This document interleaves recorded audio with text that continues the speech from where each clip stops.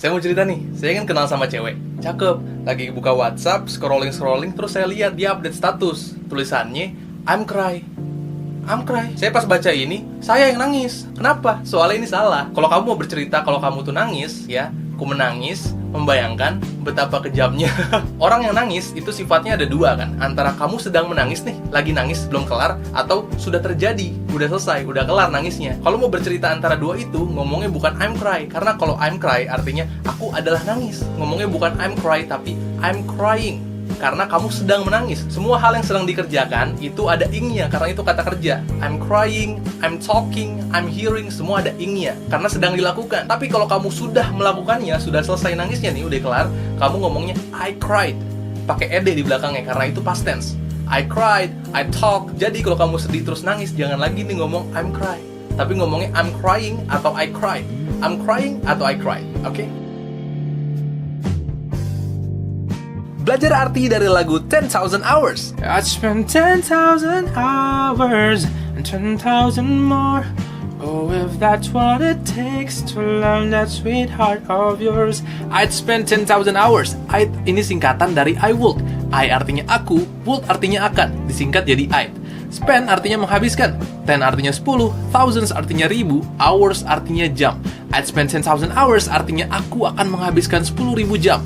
And 10,000 more, dan 10.000 lagi. Oh, nggak ada arti lain loh deh. If that's what it takes, artinya jika itu yang dibutuhkan. Kalimat ini nggak bisa diartiin berkata soalnya. To learn artinya untuk mempelajari. That sweetheart of yours, hati kamu yang manis itu.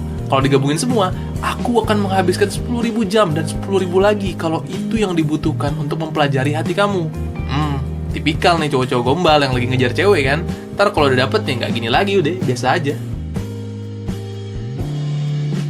Saya mau cerita nih, saya ini kenal sama cewek, cakep, ngobrol-ngobrol, terus dia ngomong sama saya, gabut banget nih, I am boring. Kenapa saya sampai kayak gitu? Soalnya ini salah. Saya ngerti sih dia maksudnya mau ngomong kalau aku bosen. Tapi kalau mau ngomong aku bosen, ngomongnya bukan I am boring, tapi I am bored. Karena bosan itu bored.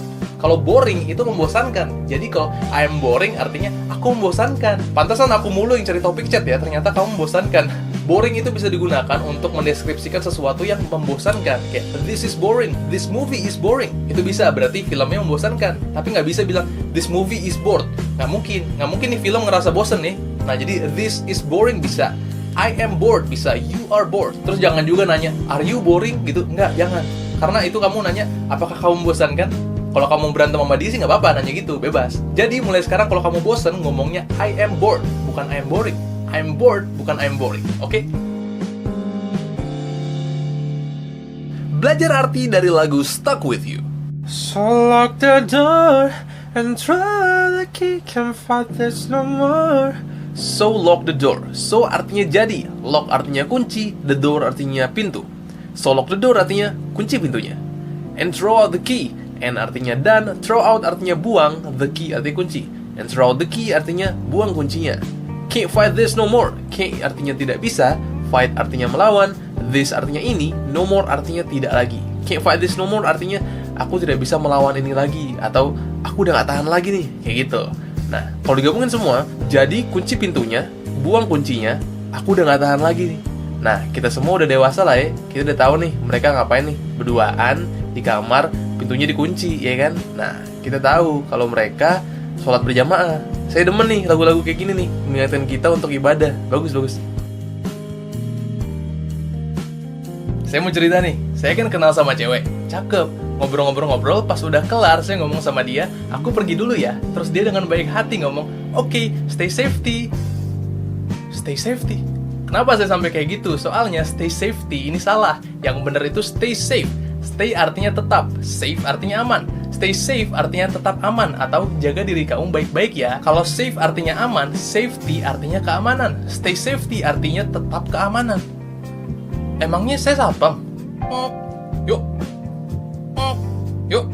Kalau pengen banget pakai safety masih bisa sih, tapi jadinya take care of your safety. Artinya jaga keamanan kamu baik-baik ya. Jadi jangan lagi nih ngomong pakai stay safety gitu, jangan ya. Karena yang bener itu stay safe, bukan stay safety. Stay safe, bukan stay safety. Oke? Saya mau cerita nih, saya kan kenal sama cewek, cakep. Habis itu teleponan, ngobrol-ngobrol-ngobrol, terus dia nanya, kamu pernah nggak ikut event ini? Terus langsung, event? Iya, event. Event? Kenapa sih sampai kayak gitu? Soalnya ini salah. Event artinya bahkan, event artinya acara.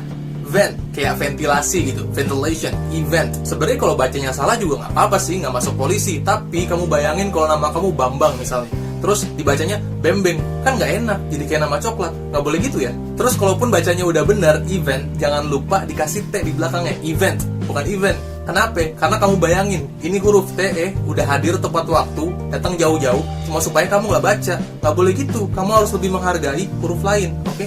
Jadi jangan lupa mulai sekarang cara bacanya event, bukan event. Event, bukan event, oke? Belajar arti dari lagu Love Story. Romeo, take me somewhere we can be alone. Romeo ini nama orang nih, jadi ketika ditranslate nggak berubah. Nggak ada tuh Romeo ditranslate ke bahasa Indonesia jadi Bambang gitu, nggak bisa. Nggak bisa. Romeo take me, take artinya bawa, me artinya aku, take me artinya bawa aku. Somewhere artinya suatu tempat, we artinya kita, can artinya bisa, be artinya jadi, alone artinya sendirian.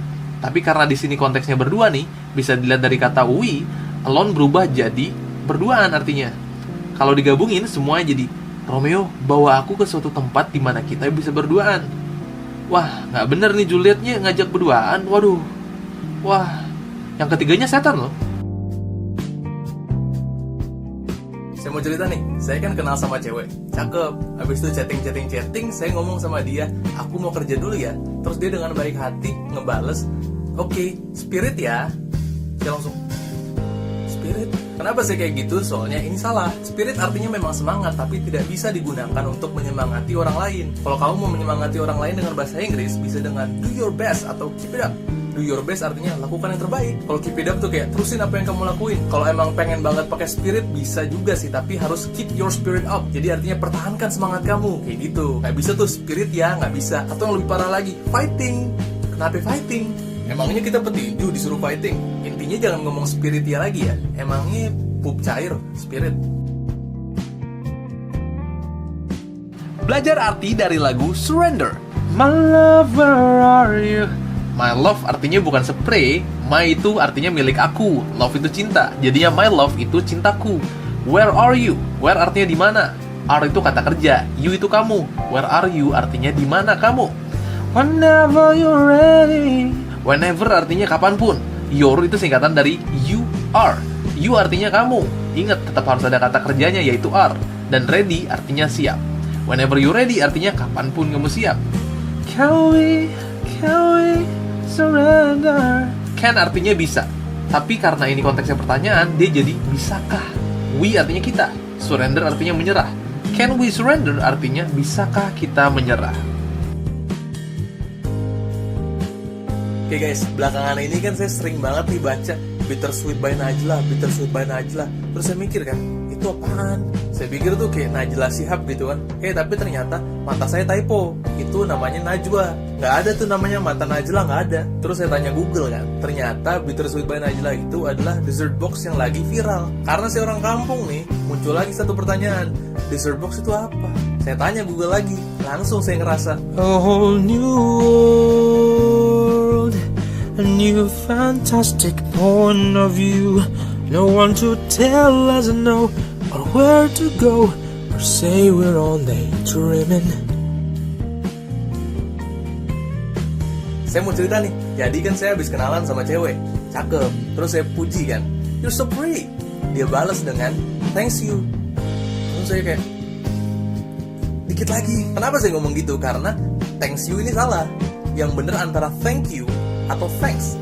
Thank you artinya terima kasih nih. Secara kesatuan thank you jadinya terima kasih. Thanks artinya terima kasih juga. Thanks kalau dikasih you lagi jadinya terima kasih kamu. Dan itu aneh karena secara grammar salah. Kalau mau pakai thanks dan mau pakai you, di tengah-tengahnya harus ada kata penghubung yaitu to atau kepada. Jadi thanks to you, terima kasih kepada kamu. Jadi pilih nih antara thank you atau thanks. Udah gitu aja, jangan sosok ngide thanks you tuh jangan, karena salah. Mulai sekarang jangan ngomong thanks you lagi, oke? Belajar arti dari lagu Before You Go. So before you go, Was there something I could have said to make your heart beat better? So before you go. So artinya jadi. Before artinya sebelum. You artinya kamu. Go artinya pergi. So before you go artinya jadi sebelum kamu pergi. Was there something? Was dalam konteks ini artinya apakah? There dalam konteks ini artinya ada. Something artinya sesuatu. Was there something artinya apakah ada sesuatu? I could have said artinya aku bisa katakan. To make your heart beat better artinya untuk membuat detak jantungmu lebih baik. Maksudnya apa detak jantung lebih baik? Maksudnya lebih tenang. Jadi semua itu kalau digabungin, So before you go, jadi sebelum kamu pergi, was there something I could have said to make your heart beat better? apakah ada sesuatu yang bisa aku katakan untuk membuatmu lebih tenang?